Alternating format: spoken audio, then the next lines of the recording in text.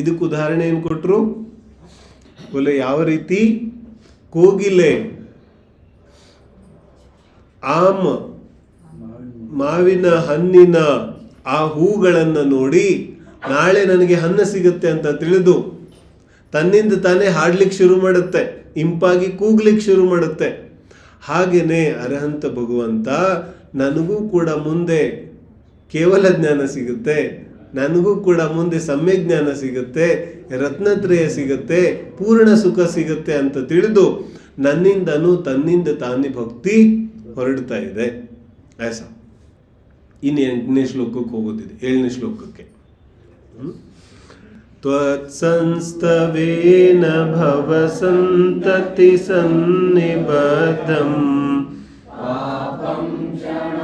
ಕ್ಷಯಮುಪೈತಿ ಶರೀರ ಭಾಜಾಂ ಆಕ್ರಾಂತ ಲೋಕಮಲಿನೀಲಮಶೇಷಮಾಶು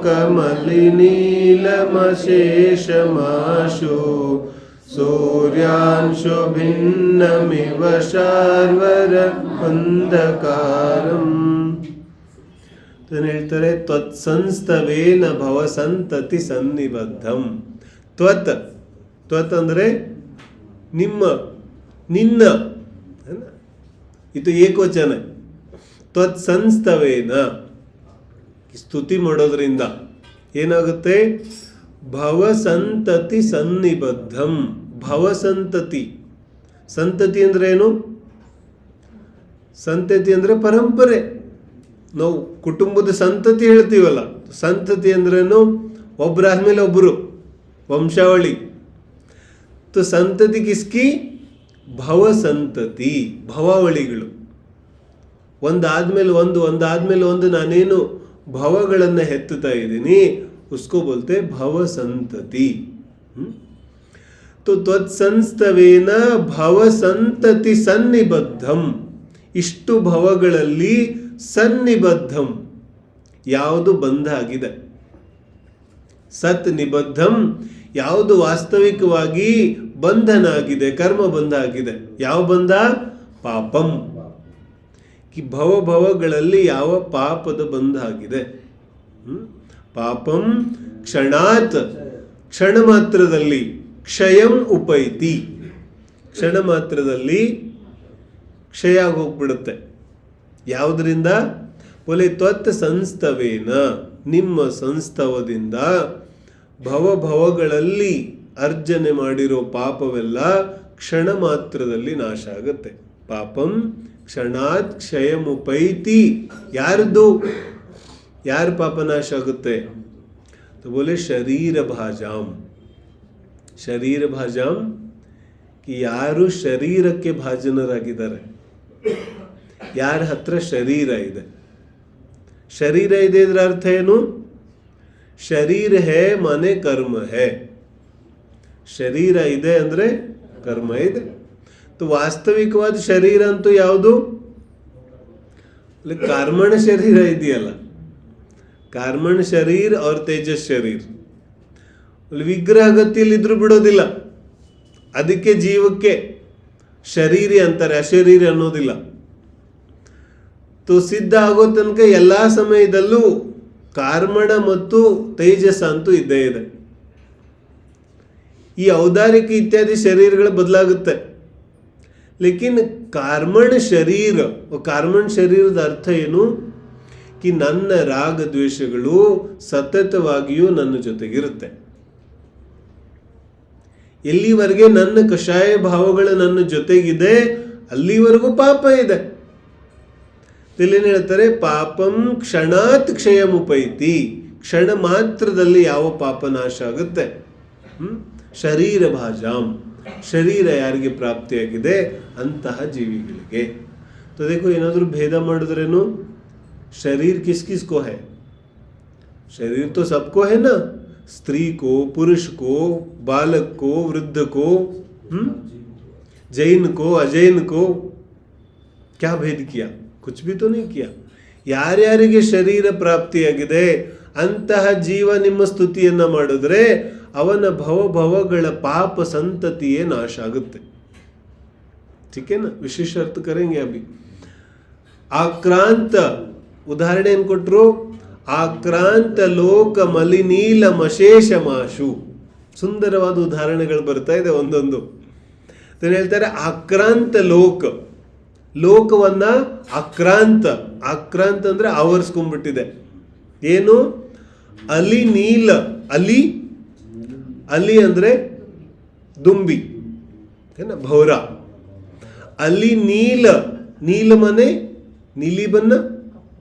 ಅಲಿಯ ದುಂಬಿ ಇರುತ್ತಲ್ಲ, ದುಂಬಿಯ ಬಣ್ಣ ಹೇಗಿರುತ್ತೆ? ಹೆಂಗಿರುತ್ತೆ ದುಂಬಿ ಬಣ್ಣ? ಕಪ್ಪಗಿರುತ್ತೋ ನೀಲಿ ಇರುತ್ತೋ? ಅಲಿ ನೀಲಂ ಅಶೇಷ ಮಾಶು. ಅಶೇಷ ಸ್ವಲ್ಪನೂ ಉಳಿಸದೆ. ಆಶು ಅಂದ್ರೆ ತತ್ಕ್ಷಣ ಏನ್ ಮಾಡುತ್ತೆ? ಆಕ್ರಾಂತ ಲೋಕಂ ಅಲಿನೀಲ, ಈ ಲೋಕವನ್ನೆಲ್ಲ ಆವರಿಸಿಕೊಂಡಿರುವಂಥದ್ದು ಯಾವುದು? ಒಳ್ಳೆ ಕತ್ತಲೆ. ಶಾರ್ವರಂ ಅಂಧಕಾರಂ. ಶಾರ್ವರಿ ಯಾವುದಕ್ಕಂತಾರೆ? ಶಾರ್ವರಿ ಮನೆ ರಾತ್ರಿ. ಶಾರ್ವರಿ ಅಂದ್ರೆ ಕತ್ತಲೆ, ರಾತ್ರಿ. ಅಂಧಕಾರ ಕತ್ತಲೆ, ರಾತ್ರಿಯ ಕತ್ತಲೆ. ಶಾರ್ವರಂ ಅಂಧಕಾರಂ. ರಾತ್ರಿಯ ಯಾವ ಕತ್ತಲೆ ಇದೆ ಅದು ಹೆಂಗಾಗುತ್ತೆ? ಬೋಲೆ ಸೂರ್ಯಾಂಶು ಭಿನ್ನಮಿವ. ಸೂರ್ಯನ ಅಂಶ ಅಂದ್ರೆ ಸೂರ್ಯನ ಕಿರಣ. ಸೂರ್ಯಾಂಶು ಭಿನ್ನಂ ಇವ. ಸೂರ್ಯನ ಕಿರಣಗಳು ಬರ್ತಾ ಇದ್ದಂತೆ ಯಾವ ರೀತಿ ಅಂಧಕಾರ ಚಿನ್ನ ಭಿನ್ನ ಆಗ್ಬಿಡುತ್ತೆ, ಅಂಧಕಾರ ಹೊಟ್ಟೋಗ್ಬಿಡುತ್ತೆ.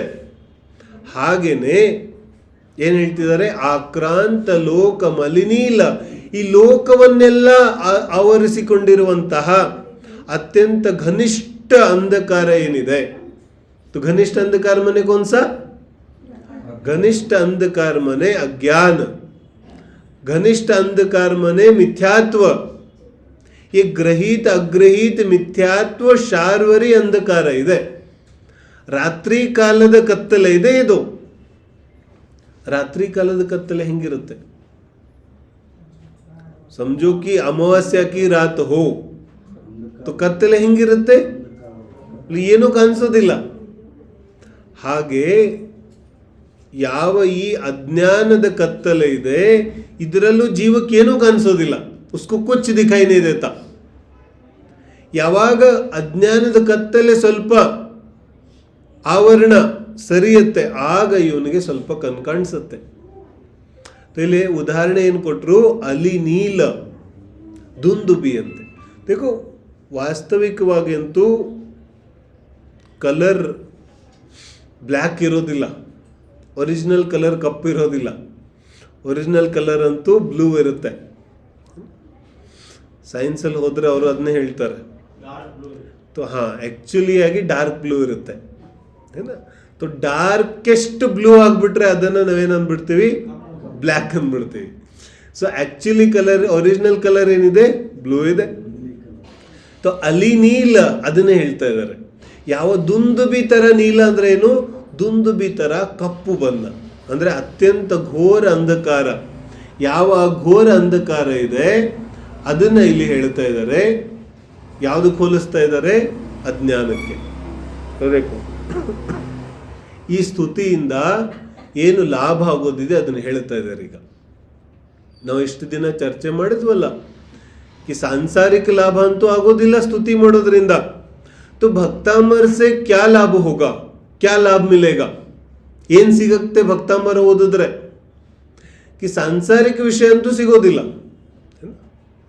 ನೈತು ನಮ್ಮ ಬುದ್ಧಿ ಹಂಗೆ ಆಗ್ಬಿಟ್ಟಿದೆ. ಇಲ್ಲಿ ನಿಜವಾದ ಲಾಭ ಹೇಳುತ್ತಿದ್ದಾರೆ. ಯಾರಾದರೂ ನಾರ್ತ್ में तो बहुत चलता है. ಯಾರಾದರೂ ಭಕ್ತಾಮರ ಓದ್ತಾ ಇದ್ರೆ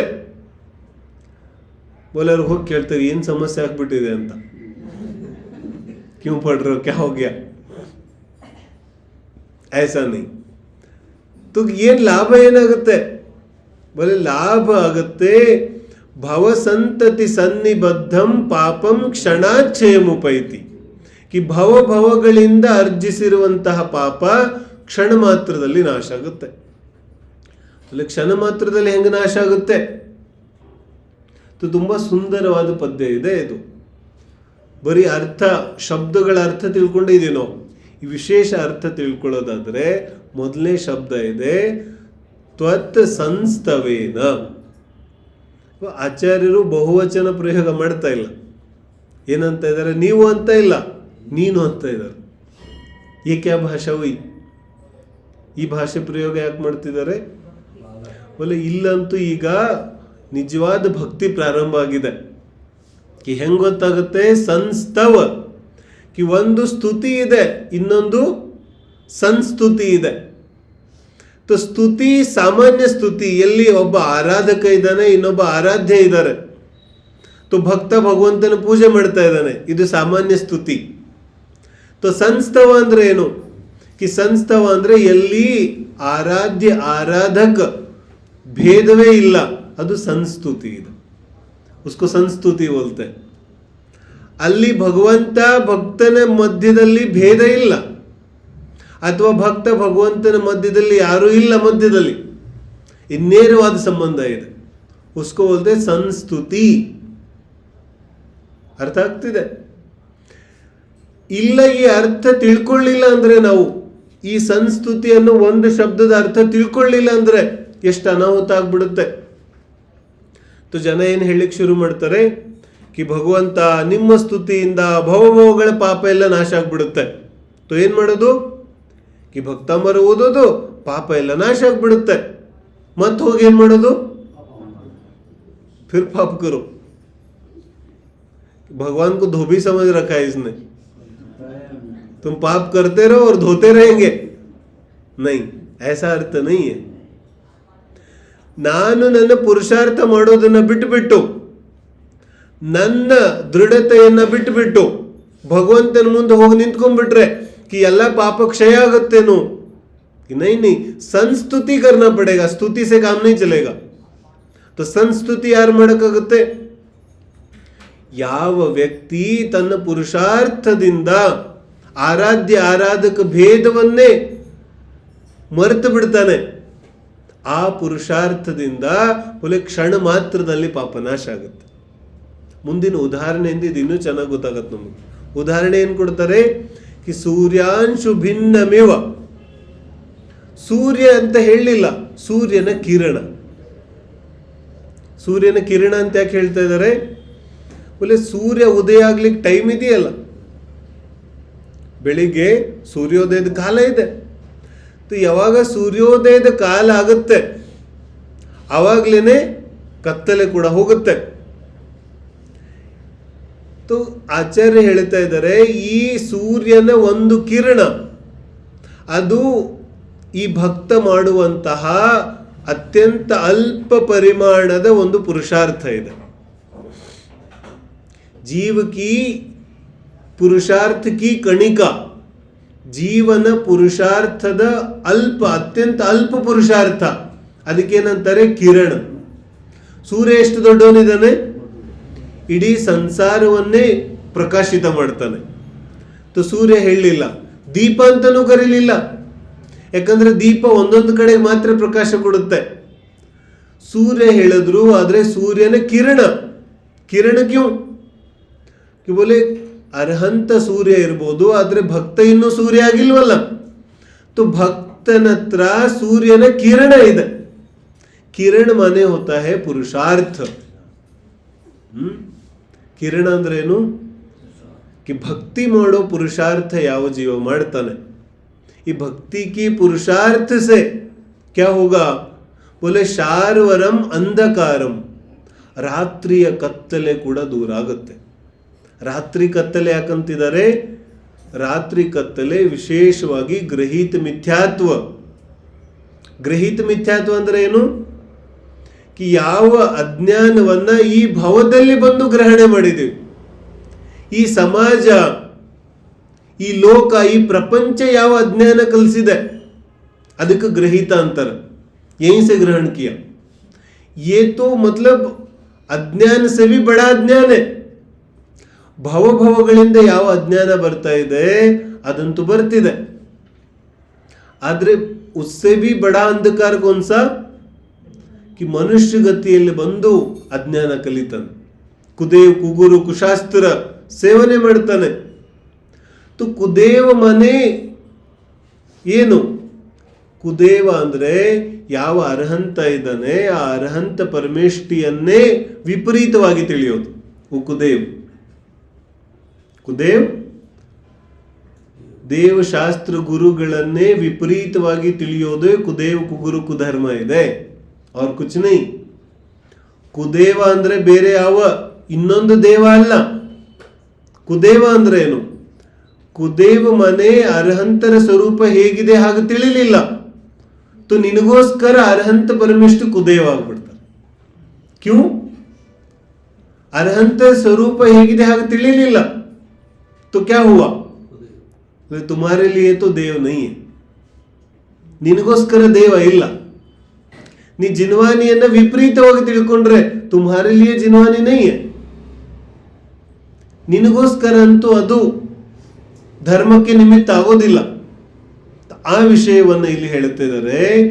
ಯಾವ ಪಾಪ ಕ್ಷಣ ಮಾತ್ರದಲ್ಲಿ ನಾಶ ಆಗುತ್ತೆ ಅದು ಪುರುಷಾರ್ಥ. देखो ಆದಿನಾಥ ಸ್ವಾಮಿಯ ಪುತ್ರ ಭರತ ಬಾಹುಬಲಿ ಇವರೆಲ್ಲ ಹಿಂದಿನ ಭಾವಾವಳಿಗೆ ಹೋದ್ರೆ ಕಥೆ ಗೊತ್ತಿದೆ ಎಲ್ಲರಿಗೂ. ಒಂದು ನರಿ, ಒಂದು ಸಿಂಹ, ಒಂದು ಕೋತಿ, ಮುಂಗುಸಿ. नहीं पता कथा किसी को? बताओ, प्रथमान योग नहीं पढ़ा था मैं.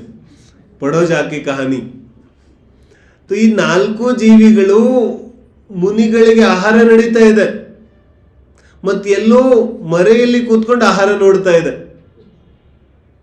ಅನುಮೋದನೆ ಮಾಡ್ತಾ ಇದೆ. ಯಾಕಂದ್ರೆ ಆಹಾರ ಆಗೋಗಿ ತಿರಿಯಂಚ ಬಂದ್ಬಿಟ್ರೆ ಅಂತರಾಯ ಆಗ್ಬಿಡುತ್ತೆ. तो सामने तो नहीं आए, ಅನುಮೋದನಾ ಕರಿ.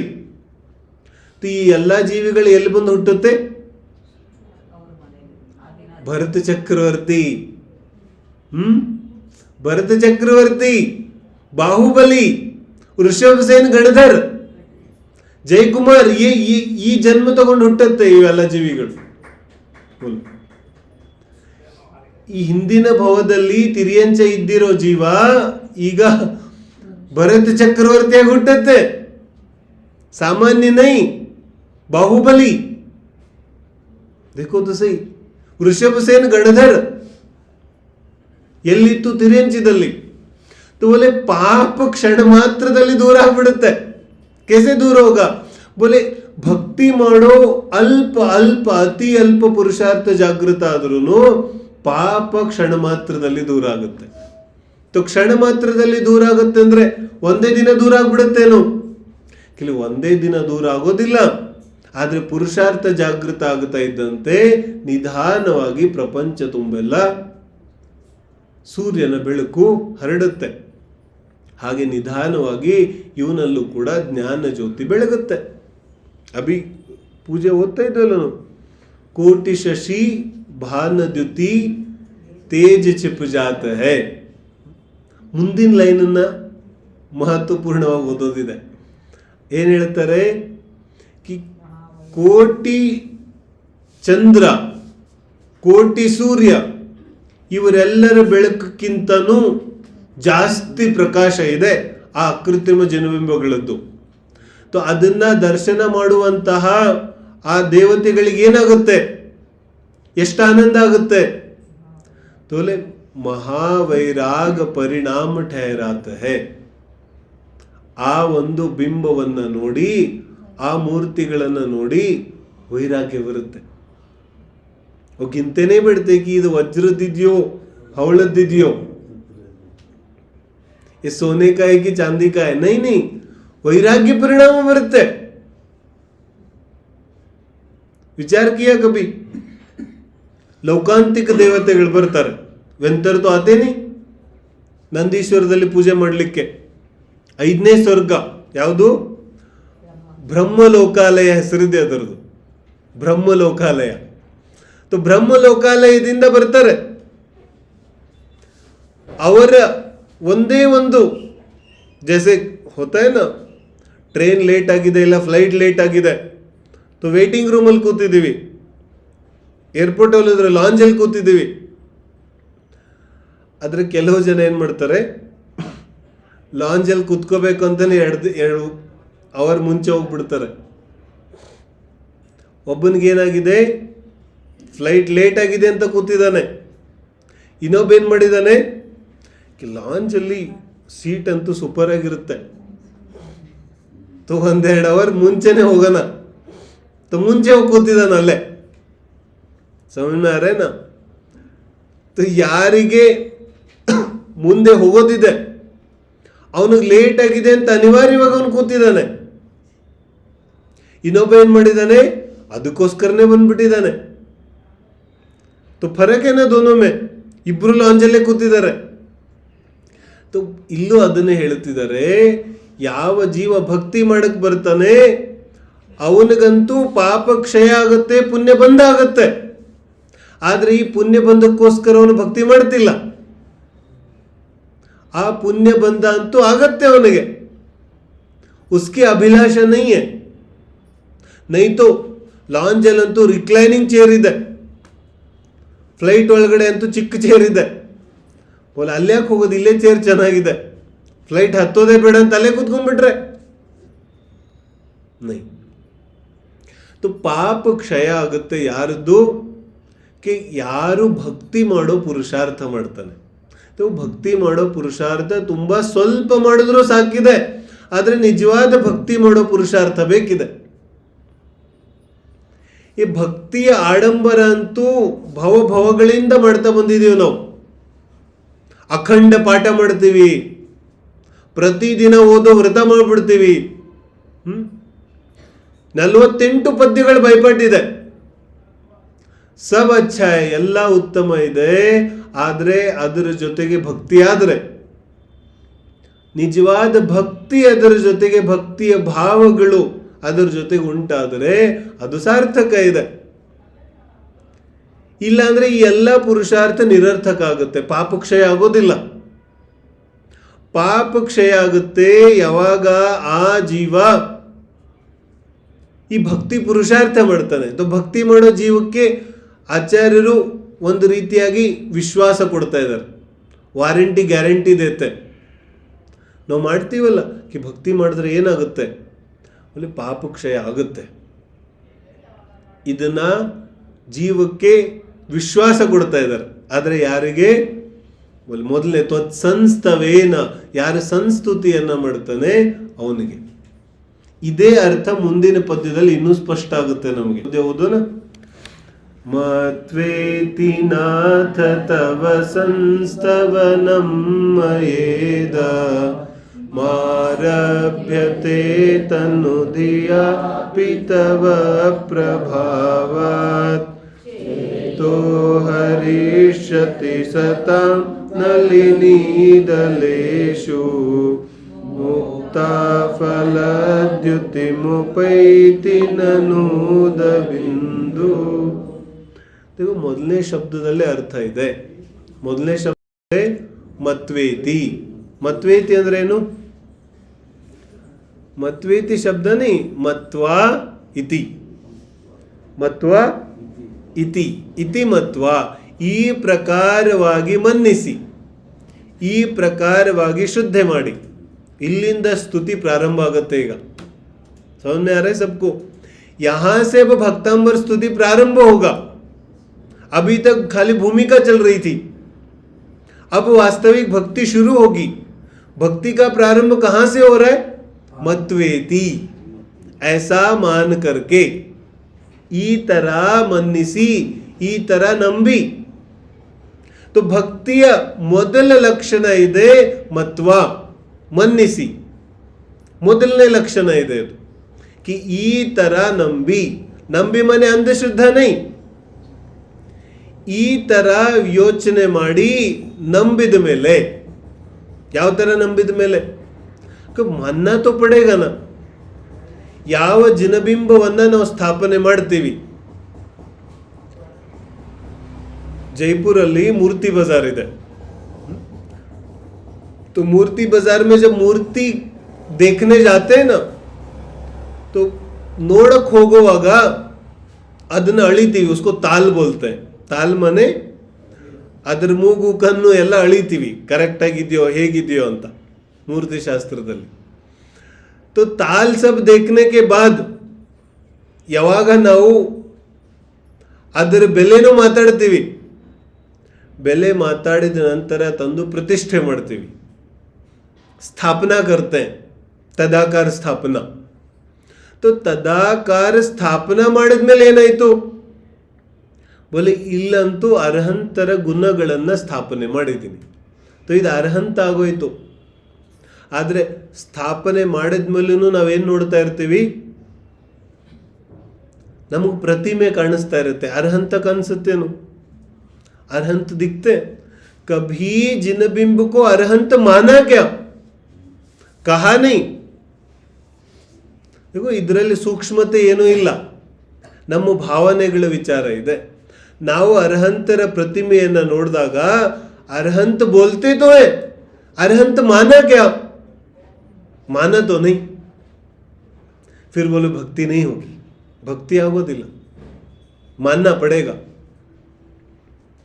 ನಾನು ಕಲ್ಕತ್ತಾಗೆ ಹೋಗಿದ್ದೆ ಒಂದು 5-6 ವರ್ಷದ ಹಿಂದೆ. ठीक है ना, तो वहाँ एक बड़ा मंदिर है.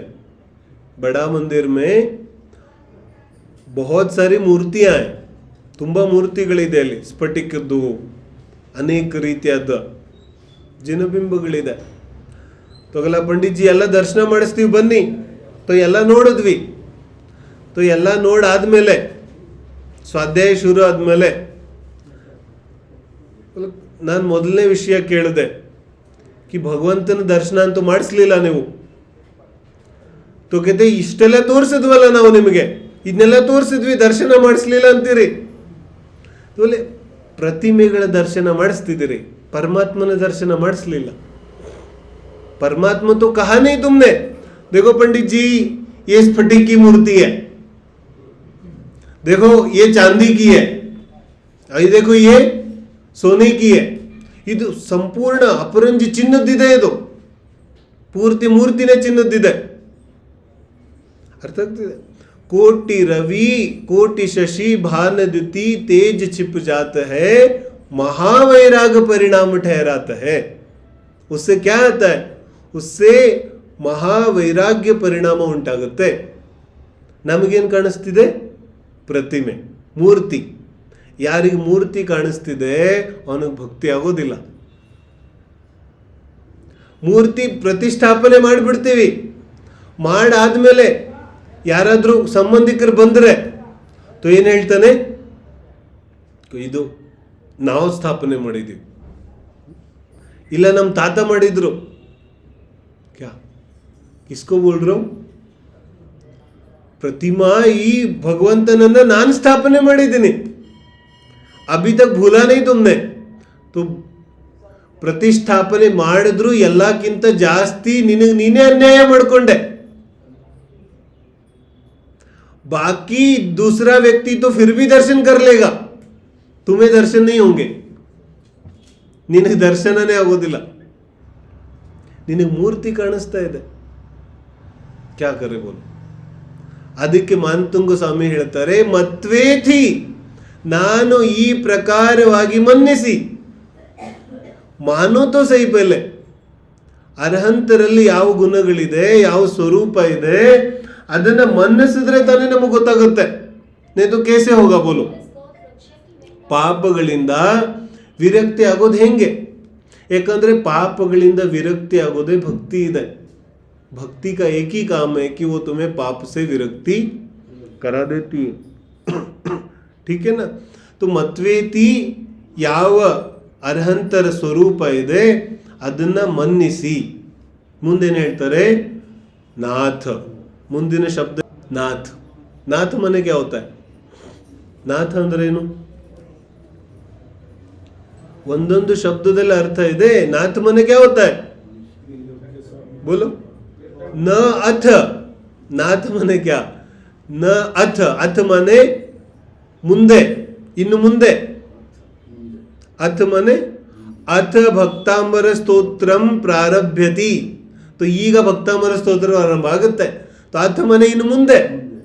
तो न अथ ಅಂದ್ರೆ कि ಮುಂದಿನ್ನೇನು ಇಲ್ಲ, ಉಸ್ಕೋ कहते ನಾಥ.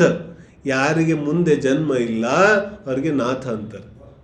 ಸಮझ तो ಮತ್ವೇತಿ ನಾಥ, ಹೇ ಭಗವಂತ, ಜನ್ಮ ಮರಣದಿಂದ ರಹಿತ ಆಗಿರುವಂತಹ ಸಿದ್ಧ ಪರಮೇಷ್ಠಿ, ಮತ್ವೇತಿ, ನಾನು ಈ ಪ್ರಕಾರವಾಗಿ ಮನ್ನಿಸಿ.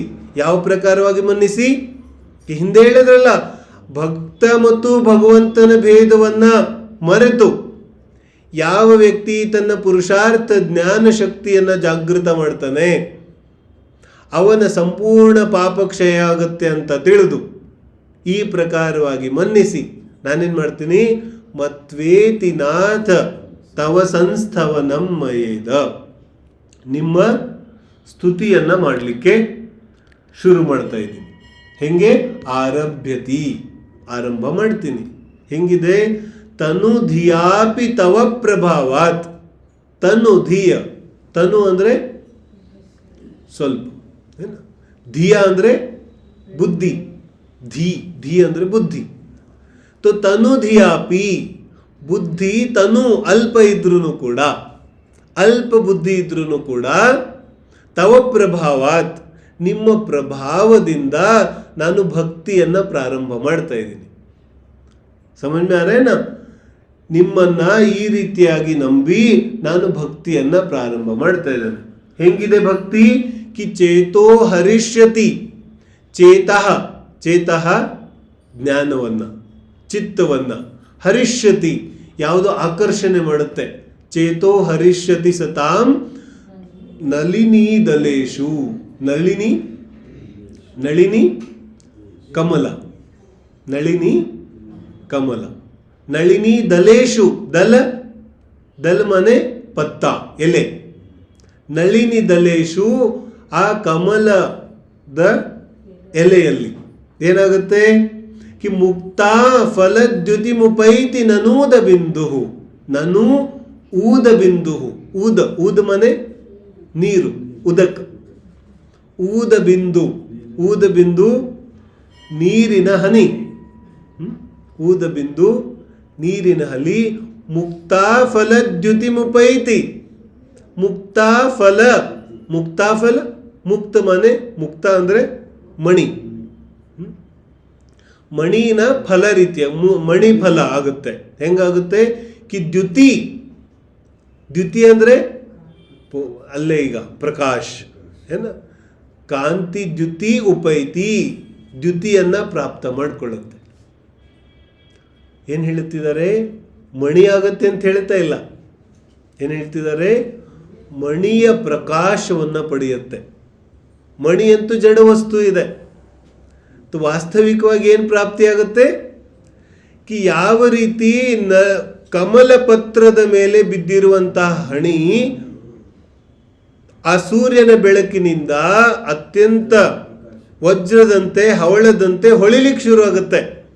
ಹಾಗೇನೆ ಯಾವ ವ್ಯಕ್ತಿಯ ಚಿತ್ತ, ಯಾವ ವ್ಯಕ್ತಿಯ ಗಮನ, ಯಾವ ವ್ಯಕ್ತಿಯ ಜ್ಞಾನ ಆ ಅರ್ಹಂತರ ಗುಣಗಳಲ್ಲಿ ಬೀಳತ್ತೆ, ಏನಾಗುತ್ತೆ? ಅದು ಮುತ್ತಿನಂತೆ ಹೊಳಿಲಿಕ್ಕೆ ಶುರು ಆಗುತ್ತೆ. ये जो द्युति है ना, द्युति शब्द ತುಂಬಾ ಮಹತ್ವಪೂರ್ಣವಾದ ಶಬ್ದ ಇದೆ ಇದು. द्युति, द्युति माने क्या होता है? द्युति अर्थ ಎಲ್ಲೂ ಸಿಗ್ಲಿಲ್ಲ ನನಗೆ. ಈ द्युति होता है ಪ್ರಕಾಶ. ಪ್ರಕಾಶ ಅಂದ್ರೆ ಏನು? ಹೊಳೆಯುತ್ತೆ ಅಂದ್ರೆ ಏನು? ಜೀವ ಯಾವಾಗ ಹೊಳಿತಾನೆ, ಯಾವಾಗ ಡಲ್ ಇರ್ತಾನೆ? बोले ಎಲ್ಲಿವರೆಗೆ ಅಜ್ಞಾನ ಇದೆ ಡಲ್. तो ಪ್ರಕಾಶ ಯಾವಾಗ ಬರುತ್ತೆ? बोले ಯಾವಾಗ ನಾಲ್ಕನೇ ಗುಣಸ್ಥಾನ ಪ್ರಕಟ ಆಗುತ್ತೆ ಆವಾಗ ಪ್ರಕಾಶ ಬರುತ್ತೆ. ದ್ಯುತಿ ಹೇ ನಾಲ್ಕನೇ ಗುಣಸ್ಥಾನ. ಮತ್ತು ನಾಲ್ಕನೇ ಗುಣಸ್ಥಾನಕ್ಕೆ ಮುಂಚೆ ಏನಿರುತ್ತೆ? बोले तब 8 ಅಂಗಗಳು, ನಿಶಂಕಿತ್, ನಿಕಾಂಕ್ಷಿತ್, ನಿರ್ವಿಚಿಕಿತ್ಸ. ಇದೆಲ್ಲ ಯಾವುದರ ಫಲ ಇದೆ? ಇದೆಲ್ಲ ಜಿನೇಂದ್ರ ಭಕ್ತಿಯ ಫಲ ಇದೆ. ನಿಶಂಕಿತ ಅಂಗ ಪ್ರಕಟ ಆಗಿದೆ ಜಿನಭಕ್ತಿಯಿಂದ, ನಿಕಾಂಕ್ಷಿತ ಅಂಗ ಪ್ರಕಟ ಆಗುತ್ತೆ ಜಿನಭಕ್ತಿಯಿಂದ. ಅರೆ ತುಮೆ ಅರ್ಹಂತರ ಜಿನಬಿಂಬ ನೋಡಿ ಶಂಕಾ ಆಕಾಂಕ್ಷೆ ಆಗ್ಲಿಕ್ಕೆ ಹೆಂಗೆ ಸಾಧ್ಯ ಇದೆ? ಮೆಡಿಕಲ್ ಅಂಗಡಿಗೆ ಹೋಗ್ಬಿಟ್ಟು ₹5 ಕೊತ್ತಂಬರಿ ಕೊಡು ಅಂದರೆ ಕೊಡ್ತಾರೆ? ಏನಂತಾರೆ? ಕ್ಯಾ ಬೋಲೆಂಗೆ? तो ಅರ್ಹಂತರ ಯಾರ ಹತ್ರ ಯಾವ್ದು ಸಿಗುತ್ತೆ ಅದನ್ನೇ ತಾನೇ ಕೇಳಬೇಕು. तो ಅರ್ಹಂತರ ಹತ್ರ ಹೋಗಿ ಏನು ಕೇಳ್ತಾ ಇದೆಯಾ ನೀನು? ಅಲ್ಲಿ ಅಂತೂ ದ್ಯುತಿ ಅಂದ್ರೆ ಮುತ್ತು ಹವಳ ಮಾಣಿಕ್ಯ ಅಲ್ಲ. ದ್ಯುತಿ ಅಂದ್ರೆ ವಾಸ್ತವಿಕವಾಗಿ ಸಮ್ಯಜ್ಞಾನ ಚತುರ್ಥ ಗುಣಸ್ಥಾನ ಸಮ್ಯಕ್ತ್ವ, ಅದು ದ್ಯುತಿ ಇದೆ. ಯಾವಾಗ ಭಕ್ತಿ ಮಾಡಲಿಕ್ಕೆ ಪ್ರಾರಂಭ ಮಾಡ್ತಾನೆ, ಆರಭ್ಯತೆ ತನು ಧಿಯಾಪಿ ತವ ಪ್ರಭಾವಾತ್, ಈ ಭಕ್ತಿಯನ್ನ ಶುರು ಮಾಡ್ತೇನೆ ನಿಮ್ಮ ಪ್ರಭಾವದಿಂದ. ಅದರಿಂದ ಏನಾಗುತ್ತೆ? ಮುಕ್ತಾ ಫಲದ್ಯುತಿ ಮುಪೈತಿ ನನೂದ ಬಿಂದು, ನನ್ನ ಯಾವ ಊದ ಬಿಂದು ನೀರಿನ ಬಿಂದು ಅಂದರೆ ನನ್ನ ಯಾವ ಅಂಶ ಪುರುಷಾರ್ಥದ ಅಂಶ ಇದೆ, ನನ್ನ ಯಾವ ಪುರುಷಾರ್ಥದ ಅಂಶ ಇದೆ ಅದು ಮುತ್ತಿನಂತೆ ಹೊಳೆಯಕ್ಕೆ ಶುರು ಆಗುತ್ತೆ. ಅರ್ಥ ಆಗ್ತಿದೆ ಎಲ್ಲರಿಗೂ? ಇದರಲ್ಲಿ ತುಂಬ ವಿಶಿಷ್ಟವಾದ ಅರ್ಥ ಇದೆ. ಯಾವಾಗ ಜೀವ ಸ್ವಲ್ಪ ನಿಜವಾದ ಭಕ್ತಿ ಮಾಡ್ಲಿಕ್ಕೆ ಶುರು ಮಾಡ್ತಾನೆ, ಆಗ ಅವನು ಸಮ್ಯಕ್ತ್ವದಿಂದ ಹೊಳಿಲಿಕ್ಕೆ ಶುರು ಆಗ್ತಾನೆ. ಅಲ್ಲಿವರೆಗೆ ಏನಿದೆ ಭಕ್ತಿ ಏನೋ ಮಾಡ್ತಾ ಇದ್ದೀವಿ, ಆದರೆ ಭಕ್ತಿಗೂ ಸಾಂಸಾರಿಕ ಕೆಲಸಕ್ಕೂ ವ್ಯತ್ಯಾಸನೇ ಇಲ್ಲ, ಎರಡು ಹಾಗೆ ನಡೀತಾ ಇದೆ. ಯಾವ ರೀತಿ ಜಿನಬಿಂಬನೂ ನಾವು ಸಾಂಸಾರಿಕ ವಿಷಯನೇ ಮಾಡ್ತೇವೆ, ಹಾಗೆ ಭಕ್ತಿ ಕೂಡ ಮಾಡ್ತೇವೆ. ಜಿನಬಿಂಬ ಕೂಡ ಇವನಿಗೆ ಪರಿಗ್ರಹ ಇದೆ. ಇದಕ್ಕಿಂತ ದುಸ್ಥಿತಿ ಮನುಷ್ಯಂದು ಏನಾಗ್ಲಿಕ್ಕೆ ಸಾಧ್ಯ ಇದೆ? ವಿಚಾರ तो करो. ಯಾವ ಜಿನಬಿಂಬ ಮುಕ್ತಿ के लिए कारण था दर्शन, ಆ ಜಿನಬಿಂಬ ಇವನಿಗೆ ಪರಿಗ್ರಹ ಆಗ್ಬಿಡುತ್ತೆ. क्यों ಪರಿಗ್ರಹ ಹೋಗ? क्योंकि ಇವನಿಗೆ ಏನು ಕಾಣಿಸ್ತಾ ಇದೆ? ಜಿನಬಿಂಬ ಕಾಣಿಸ್ತಾ ಇಲ್ಲ. ಆ ಲೌಕಾಂತಿಕ ದೇವತೆಗಳಿಗೆ 500 ಧನುಷ್ ಎತ್ತರವಾದ ಜಿನಬಿಂಬಗಳಲ್ಲೂ ಕೂಡ ವೈರಾಗ್ಯ ಕಾಣಿಸ್ತಾ ಇದೆ. ಇವನು ಇಲ್ಲಿ ಕೃತ್ರಿಮ ಪ್ರತಿಷ್ಠಾಪನೆ ಮಾಡಿದ್ದಾನೆ, ಆದರೆ ಇವನಿಗೆ ಅದರಲ್ಲಿ ಅರ್ಹಂತ ಕಾಣಿಸ್ತಾ ಇಲ್ಲ. ಪರಿಗ್ರಹ ಆಗಿ ಇವನಿಗೆ ಇನ್ನೇನಿದೆ? यदि जिनबिंब में अरहंत दिखे, यदि जिनबिंब में साक्षात केवल ज्ञान दिखे, वीतरागता दिखी, तो दर्शन हुआ. ಬೇರೆ ಏನಾದರೂ ಕಾಣಿಸ್ತಾ ಇದ್ರೆ ಮೇಲೆ ದರ್ಶನ ಎಲ್ಲ ಆಗ್ತಾ ಇದೆ ನಿಮಗೆ. ಅರ್ಥ ಆಗ್ತಿದೆ? ಆ ದೃಷ್ಟಿಯಿಂದ ಇಲ್ಲಿ ಮತ್ವೇತಿನಾಥ ಶಬ್ದ ಇದೆ. ಯಾವ ಯಾವ ರೀತಿಯಾಗಿ ನಾನು ಮನ್ನಿಸೋದಿದೆ ಅದನ್ನ ಹೇಳ್ತಾ ಇದ್ದಾರೆ. ಆಹ್ವಾನ ಮಾಡ್ತೀವಲ್ಲ ಪೂಜೆಯಲ್ಲೂ ಕೂಡ, ಆಹ್ವಾನ ಮಾಡುವಾಗಲೂ ಏನಿದೆ ಮೂಲ? ಮತ್ವೇತಿ. ಅತಿಥಿಗಳನ್ನ ಆಹ್ವಾನ ಏನೋ ಮಾಡ್ತಾ ಇದ್ದೇವೆ, ಆಹ್ವಾನ ಮಾಡೋಕ್ಕಿಂತ ಮುಂಚೆ 100 ಬಾರಿ ವಿಚಾರ ಮಾಡು. क्यों विचार करो? बोले अपनी भूमिका शुद्ध तो करो. जैसे कुंद स्वामी विदेह ಕ್ಷೇತ್ರಕ್ಕೆ ಹೋಗಿದ್ರು, तो ಸೀಮಂದಿರ ಸ್ವಾಮಿ ದರ್ಶನ ಏನೋ ಆಯ್ತು, ಆದ್ರೆ ಈ ಕಡೆ ಆ ಕಡೆನೂ ತೀರ್ಥಂಕರ್ ಇದ್ದಾರೆ ಅಂತ ಗೊತ್ತಿದೆ ವಿದೇಹ ಕ್ಷೇತ್ರದಲ್ಲಿ. तो ಬರುವಾಗ ಏನ್ ಮಾಡ್ತಾರೆ? ಸಮಗ್ರ ವಂದನ ಮಾಡ್ತಾರೆ. ಪ್ರವಚನ ಸಾರದ ಮಂಗಲಾಚರಣೆ ಇದೆಯಲ್ಲ, ಅದನ್ನು ಓದಿದ್ರೆ ಗೊತ್ತಾಗುತ್ತೆ. ಮೊದಲು ಪ್ರತ್ಯೇಕವಾಗಿ ವಂದನೆ ಮಾಡ್ತಾರೆ, ಪತ್ತೇಗಂ ಪ್ರತ್ಯೇಕವಾಗಿ ವಂದನೆ, ಆಮೇಲೆ ಸಮಗ್ರ ವಂದನೆ. ವಾಪಸ್ ಬರುವಾಗ ಎಲ್ಲ ಅರ್ಹಂತರಿಗೂ ಕೂಡ ಸಮಗ್ರವಾಗಿ ವಂದನೆ ಮಾಡ್ತಾರೆ. ಕ್ಯೂ? ಯಾಕಂದ್ರೆ ಗೊತ್ತಿದೆ, ಸ್ವೀಕಾರ ಇದೆ, ಶ್ರದ್ಧೆ ಇದೆ. ನಮಸ್ಕಾರ ಮಾಡ್ಕೊಂಬಂದ್ರು. ಮತ್ತು ಯಾರಿಗೆ ಶ್ರದ್ಧೆ ಇಲ್ಲ, ನಂಬಿಕೆ ಇಲ್ಲ, ಅರ್ಹಂತರ ಗುಣಗಳಲ್ಲಿ ಅನುರಾಗ ಇಲ್ಲ, ಅವನದೇನು ಕತೆ ಇದೆ? ಬೋಲೆ ಅವನಿಗೆ ಶಿಖರ್ಜಿಗೆ ಹೋದ್ರೂ ದರ್ಶನ ಆಗೋದಿಲ್ಲ. ಮತ್ತು ಯಾರಿಗೆ ವಾಸ್ತವಿಕವಾಗಿ ಮಾನ್ಯತೆ ಇದೆ, ನಂಬಿಕೆ ಇದೆ, ಶ್ರದ್ಧೆ ಇದೆ, ಆ ವ್ಯಕ್ತಿಗೆ ಇಲ್ಲಿ ಕೂತ್ಕೊಂಡ್ರೂ ಕೂಡ ಶಿಖರ್ಜಿ ದರ್ಶನ ಆಗುತ್ತೆ. ಇದು ಜೀವಿಯ ಭಾವನೆಗಳ ವಿಚಾರ ಇದೆ. ಎಷ್ಟೋ ಜೀವಿಗಳಿಗೆ ತೀರ್ಥಕ್ಷೇತ್ರಕ್ಕೆ ಹೋದ್ರೂ ದರ್ಶನ ಆಗೋದಿಲ್ಲ, ಎಷ್ಟೋ ಜೀವಿಗಳಲ್ಲಿ ಕೂತ್ಕೊಂಡೇ ತೀರ್ಥಕ್ಷೇತ್ರ ದರ್ಶನ ಮಾಡ್ತಾರೆ. ಭಾವನಾओं की बात है. ದರ್ಶನ ಭಕ್ತಿ ಯಾವಾಗುತ್ತೆ? ಯಾವಾಗ ಜೀವ ಈ ಮಾನ್ಯತೆಯನ್ನ, ಈ ಅರ್ಹಂತರ ಸ್ವರೂಪವನ್ನ ನಂಬಲಿಕ್ಕೆ ಶುರು ಮಾಡ್ತಾನೆ. ಆವಾಗ ವಾಸ್ತವಿಕವಾಗಿ ಇವನಿಗೆ ಆ ಪಾಪಕ್ಷಯ ಆಗ್ಲಿಕ್ಕೆ ಶುರು ಆಗುತ್ತೆ. ಚಂದ್ರನ ಆ ಕಾಂತಿ ಇದೆಯಲ್ಲ, ಚಂದ್ರನ ಕಾಂತಿ ವಾಸ್ತವಿಕವಾಗಿ ಹೇಗಿದೆ? ಒಳ್ಳೆ ಚಂದ್ರನ ಕಾಂತಿ ಬದಲಾಗ್ತಾ ಇರುತ್ತೆ, ಆದರೆ ಸೂರ್ಯನ ಪ್ರಕಾಶ ಬದಲಾಗೋದಿಲ್ಲ. ವಿಶೇಷವಾಗಿ ಇಲ್ಲಿ ಏನ್ ಹೇಳ್ತಿದ್ದಾರೆ, ಒಂದು ಕಡೆಗೆ ಮುಕ್ತಾ ಫಲದ್ಯುತಿ ಮತ್ತು ಇನ್ನೊಂದು ಕಡೆಗೆ ಶಶಿ ಚಂದ್ರನ ಕಾಂತಿ. ಇವೆರಡರಲ್ಲೂ ವಿಶೇಷ ಅರ್ಥ ಇಷ್ಟೇ ಇದೆ ಕಿ ಚಂದ್ರನ ಬೆಳಕು ಬದಲಾಗ್ತಾ ಇರುತ್ತೆ. ಬದಲಾಗ್ತಾ ಇರುತ್ತೆ ಅಂದ್ರೆ ಏನು? ಅಮಾವಾಸ್ಯೆ ದಿನ ಇಂದ ಹಿಡಿದು ಹುಣ್ಣಿಮೆಗೆ ಬರೋ ತನಕ ಚಂದ್ರನ ಪ್ರಕಾಶ ಬದಲಾಗ್ತಾ ಇರುತ್ತಲ್ಲ. ಹಾಗೆ ಇಲ್ಲೇನು ಹೇಳ್ತಾರೆ, ಯಾವ ವ್ಯಕ್ತಿ ಎಷ್ಟು ಪುರುಷಾರ್ಥ ಮಾಡ್ತಾನೆ ಅಷ್ಟು ಕಾಂತಿ, ಅಷ್ಟು ಹೊಳಪು ಅವನಿಗೆ ಸಿಗುತ್ತೆ. ಆ ರೀತಿಯಾದ ಪ್ರಾಪ್ತಿಯನ್ನು ಪಡ್ಕೋತಾನೆ. ಮತ್ತು ಯಾವ ದ್ಯುತಿ ಇದೆ, ದ್ಯುತಿ ಅಂದ್ರೆ ಕಾಂತಿ, ಆ ಸಮ್ಯಕ್ತ್ವ, ಆ ಹೊಳಪು ಹೇಗೆ ಪುರುಷಾರ್ಥ ಜಾಸ್ತಿ ಆಗುತ್ತೆ. ಯಾವ ರೀತಿ ನಮ್ಮ ಸ್ಥಿರತೆ, ಭಕ್ತ ಭಗವಂತನ ಭೇದವನ್ನ ಎಷ್ಟೆಷ್ಟು ಗೌಣ ಮಾಡ್ತಾ ಹೋಗ್ತಾನೆ, ಅಷ್ಟಷ್ಟು ಭಕ್ತಿ ಆಗ್ತಾ ಹೋಗುತ್ತೆ. ಇದೇ ಭಕ್ತಿಯ ಸ್ವರೂಪ ಇದೆ. ಜಿನ ಧರ್ಮದಲ್ಲಿ ಎಲ್ಲ अनुष्ठानಗಳು सारे ही कार्य इसलिए होते हैं ताकि जीव अपने आप को एक मेक कर सके. ಭಗವಂತನಲ್ಲಿ ತಾನೂ ಕೂಡ ತನ್ನ ಭೇದವನ್ನು ಮರೆತು ಭಕ್ತಿ ಮಾಡಲಿ ಅನ್ನೋ ಉದ್ದೇಶದಿಂದಾನೇ ಇಡೀ ಜಿನವಾಣಿಯ ಜಿನ ಧರ್ಮದ ಎಲ್ಲ ಅನುಷ್ಠಾನಗಳು ಇದೆ. ಅದೇ ದೃಷ್ಟಿಯಿಂದ ಭಕ್ತಾಮೃತ ಸ್ತೋತ್ರನೂ ಇದೆ. ಈ 8ನೇ ಶ್ಲೋಕದಿಂದ ಭಕ್ತಿ ಪ್ರಾರಂಭ ಆಗಿದೆ.